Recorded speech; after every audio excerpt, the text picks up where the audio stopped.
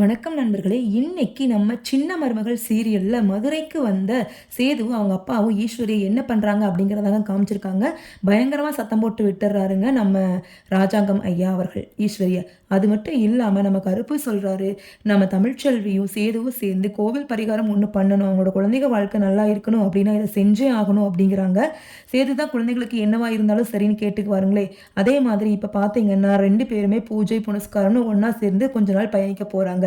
இது நம்ம கண்களுக்கு பயங்கரமா விருந்தளிச்சாலுமே, நம்ம கடைசியில பார்த்தீங்கன்னா, நம்ம 2 குழந்தைங்களுமே அவங்க அம்மா, அப்பா 2 பேரையுமே சேர்த்து வைக்க போறாங்களா? இல்லையா? அப்படிங்கிறதாங்க காட்சிப்படுத்தியிருப்பாங்க.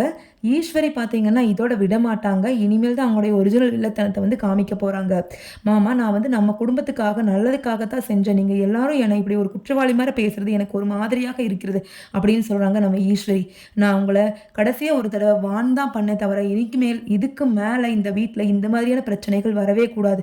அப்படி வந்தா நான் மனுஷனாவே இருக்க மாட்டேன் அப்படின்னு 2 பேருமே அவங்களோட தங்கச்சி அண்ட் ஈஸ்வரி 2 பேருக்குமே சொல்றாருங்க.